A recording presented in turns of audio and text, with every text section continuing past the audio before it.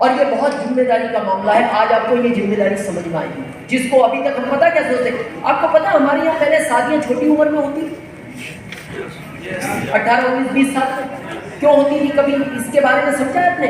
इसलिए होती थी कि अभी इसके शरीर में ताकत है, ये 20 साल का है, शादी जल्दी कर दोगे तो ये बच्चों को 20 साल में पाल लेगा जब तक ये 40 साल का होगा, और जब ये शरीर काम नहीं करेगा तो इसके बच्चे इसको पाल लेंगे।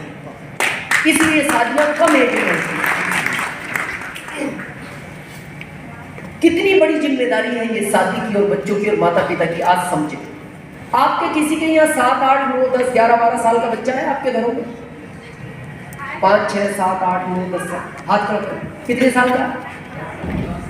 10 का, और बड़ा भी होगा, एक 13 का, एक 10। आपके में 6 साल का और 3 साल का, 8 साल का और 12 साल, सभी घरों में हैं छोटे बड़े। आपसे कोई ये कहे कि ये 3 साल का बच्चा मेरे को दे दो, वो अनजान व्यक्ति जो आपको नहीं जानता और ना आप उसको जानते, नहीं दे, आप भी नहीं दोगे, कोई नहीं देगा। अच्छा, क्यों नहीं दोगे? नहीं, इसमें कोई डाउट नहीं, वो आपका ही है, इसमें ऐसा कोई डाउट कंफ्यूजन वाला बैठ नहीं है, वो है आपका ही। दोगे क्यों नहीं? अनजान व्यक्ति है, इसलिए बुढ़ापे का सहारा है। मैं बताऊं क्यों नहीं दोगे? आपका उससे इमोशनल अटैचमेंट है, क्योंकि आपने बचपन से उसको नहलाया है, खिलाया है, कपड़े पहनाए, यहाँ तक भी एक बार उसने गंदगी की वो भी आपने साफ की। इसलिए आपका जितना बड़ा होता जाता है उतना इमोशनल अटैचमेंट बढ़ जाता है। अब मैं दूसरा प्रश्न पूछता हूँ, जिस लड़की से आपने शादी की, इसको तो किसी ने 20 साल पाला है, उसके पिता का भी उससे इमोशनल अटैचमेंट होगा, और पहले दिन वो आपको नहीं जानता, आपको नहीं, आपका व्यवहार कैसा है, आप इस लड़की को कैसा रखोगे, तब भी वो देता है कि नहीं आपको लड़की? तो कितनी बड़ी जिम्मेदारी है आपके ऊपर। आपने इसलिए बच्चा नहीं दिया, कैसा रखेगा, कैसा पालेगा, क्या खिलाएगा, क्या पहनाएगा, क्या गारंटी, वो भी तो सोच सकता था, पर उसने आपके विश्वास पर दी कि शायद मेरी बच्ची को ये मेरे से अच्छा रखेगा। इसलिए, और मैं एक दर्द भरी बात बताऊं आपको, ये सर्वे है, भारत में आज भी 60% पत्नियां रूम में बैठ के अकेले घंटों तक रोती है। जब गर्मी में गर्मी लगती है ना, वो पति को बोलती है एक एसी लगवाओ ना, घर में बहुत गर्मी है। बच्चे बार बार बोलते हैं पापा को कहो ना एक एसी लगवाए, वो मना कर देता है। तुम्हें पता है मेरी सैलरी कितनी? तुम्हें पहले सोचना समझना था, मैं इतना ही कमाता हूँ। तुम्हारे पिताजी को पहले देखना था, शादी करनी थी तो करते, नहीं करनी नहीं करते। ये बार बार मेरे को एसी वेसी का मत बोला करो। क्या दर्द होता होगा उसको? वो तो ये सोच के आई थी कि जो मेरे पिता ने पाला है उससे अच्छा ये पालेंगे। ये बहुत बड़ी जिम्मेदारी है। दूसरी जिम्मेदारी, जिन बच्चों को इस दुनिया में आप लाए हो, आप 4 पाल सकते थे, आपको 4 लाने थे। आप 2 पाल सकते थे, आपको 2 लाने थे। आप 1 पाल सकते थे, आपको 1 लाना था। और आप नहीं पाल सकते थे, आपको इस दुनिया में बच्चों को नहीं लाना था। अब आप ये नहीं कह सकते हो सर अब क्या करें, कॉलेज की फीस बहुत है, वहाँ तो 2.5 लाख लगता है एडमिशन होने का। ये पहले क्यों नहीं सोचा आपने? मेरा एक बच्चा है, एक ही है, तो मेरे से बहुत लोग पूछते हैं कई बार, सर आपका एक ही बच्चा क्यों है? मैंने कहा क्या हो गया एक है? बोले नहीं एक ही। तो मैं उनको कहता हूँ मेरे को ये कोई पता था भविष्य में आरसीएम मिलेगा? ये कोई पता था? ये पता होता तो और ज्यादा होते, क्योंकि फिर आरसीएम पालता। अब मेरे को पालना था इसलिए मैंने एक किया, क्योंकि मेरे को पता है जॉब में इसको ही बड़ा कर लूँ, बहुत बड़ी बात है। तो ये जिम्मेदारी आपकी है। तीसरी जिम्मेदारी इन माता पिता की, जिन्होंने आपको ये सुनहरी दुनिया दिखाई है। आपको सुन के आश्चर्य होगा, जब मैं सूरत मीटिंग देने जाता हूँ अहमदाबाद, बड़ौदा, मेरे को बिहार के बहुत लोग मिलते हैं। 7-8 हज़ार पर मंथ कमानी होगी, जिसमें 3 हज़ार वो गाँव भेजता अपनी माँ के लिए, अपने पिता के लिए। मैं उससे पूछता हूँ यार बेटा तुम अपने माता पिता को छोड़ के आए? बोला सर मेरे को परिवार चलाना है। माँ का कर्ज नहीं उतर सकता, दुनिया का उतार सकते हो। आपको सुन के आश्चर्य होगा, या कोई डॉक्टर फील्ड से व्यक्ति होगा उनसे पूछना, आदमी को जो पेन होता है ना, पेन दर्द, इसकी अंतिम सीमा 8 डेसिबल होती है। 8 डेसिबल के बाद अगर आदमी को दर्द उठता है तो आदमी मर जाता है। लेकिन साइंस ये बोलती है जब एक माँ अपने बच्चे को जन्म देती है उसको 10 डेसिबल का दर्द होता है, 10 डेसिबल। कैसे सहन करती होगी? मैंने अभी बताया था कम उम्र में क्यों शादी करते थे कि जब माता पिता बूढ़े हो जाएं तो ये बच्चा उनका सहारा बने। और जब इस माता पिता को सहारे की जरूरत है, ये बच्चा गुजरात में पैसे कमा रहा है, वो माँ फोन करके इसको कई बार बोलती है बेटा घर नहीं आओगे? वो रो पड़ता है बच्चा, माँ मैं आना चाहता हूं लेकिन मेरा सेठ मेरे को छुट्टी नहीं देता। तो बेटा फिर हम अकेले रहेंगे यहाँ? नहीं माँ मैं जल्दी आऊंगा, मैं छठ पूजा पे आऊंगा। माँ का जवाब होता है बेटा मैं बहुत बीमार हूं, शायद छठ पूजा तो मैं नहीं देख पाऊंगी, अगर तुम्हें अभी आना है तो आ जाओ, नहीं तो शायद हम कभी मिल नहीं पाएंगे।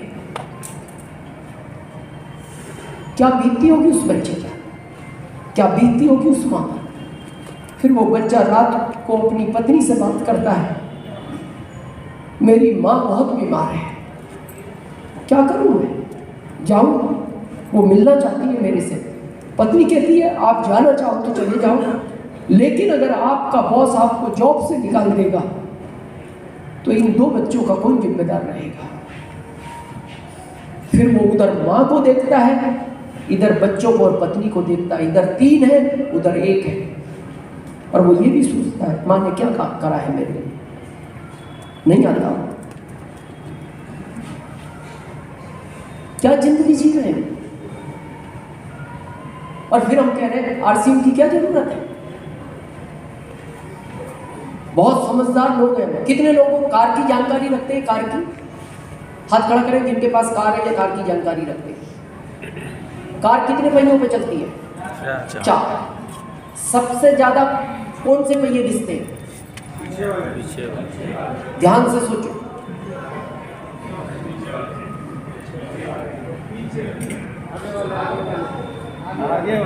आगे कभी भी देखना कार में अगले पहिए पहले घिसते हैं। क्यों घिसते हैं? उनके ऊपर इंजन का वजन है, वो ही कार को घिसते हैं। ब्रेक भी पहले अगले का लगता है, पिछले का ब्रेक नहीं लगता, पिछला पहिया फ्री रहता है। ब्रेकर कूदना है तो पहले पहला पहिया कूदेगा, गड्ढा कूदना है तो पहले पहला पहिया गिरेगा। और हम इतने समझदार लोग हैं, जब अगले टायर थोड़े से कमजोर होते उनको पीछे डाल देते और अगले नए डाल देते। क्यों क्यों डालते हो आप आगे नए टायर? मजबूत है, आगे ज्यादा गिरता है, काम ज्यादा है, आगे के बलिए का ज्यादा होता है, काम लोड ज्यादा है, काम ज्यादा है। सही है।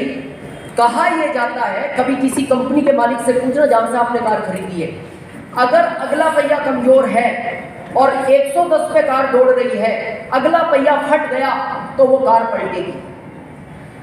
ये नियम है कार का। अगर अगला फट गया तो कार पलटेगी और उसमें जितने भी लोग हैं वो मर जाएंगे। लेकिन अगर 110 पे पिछला पहिया फट गया, कार कभी पलटेगी नहीं, डिसबैलेंस हो सकती है, पलटती नहीं कार। इसलिए हम पिछला पहिया भले ही कमजोर रखते हैं लेकिन अगला नया रखते हैं। आप अपनी जिंदगी के बारे में तो कभी सोचना, आप इस परिवार का अगला पहिया हो और घिस चुके हो भाग भाग कर, और घिस गया तो ये फटेगा, और ये जिस दिन फट गया ये कार पलटेगी। इसको दुनिया नहीं रोक सकती, ये पलटेगी।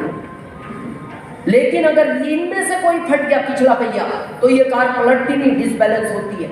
इस कोरोना में किसी की पत्नी गई है, किसी का बेटा गया, किसी की बेटी गई है, किसी की माँ गई है, किसी के पिता गए हैं, लेकिन ये अगला पहिया मजबूत था तो इसने घर वालों को कह दिया चिंता मत करो, 6 महीने के बाद मैं गाड़ी को पटरी पर ले आऊंगा क्योंकि मैं मजबूत पहिया हूं। लेकिन जिस परिवार का ये पहिया फट गया ना, वो परिवार आज तक पटरी पर नहीं आया, आज तक पटरी पर नहीं।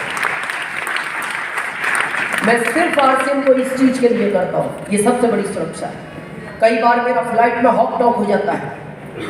अभी कुछ दिन पहले की बात है, मेरे साइड में एक रिलायंस के मैनेजर बैठे हैं। तो रिलायंस के मैनेजर से जब मेरी बातचीत हुई तो उन्होंने कहा आप आरसीएम में हो? मैंने कहा हाँ। तो बोले इतना प्राउड क्यों है आप पर, आपको अपने आप पर इतना गर्व क्यों है, ऐसा क्या है आरसीएम में, क्या देता है आपको ऐसा महीने का? मैंने कहा सर मेरे को 10 लाख महीने का देता है। तो बोले क्या हो गया इसमें? मेरे को 35 लाख देता है रिलायंस, मेरे को तो बहुत गर्व नहीं है। मैंने कहा सर तब भी आपसे ज्यादा गर्व मेरे को है। बोले क्यों?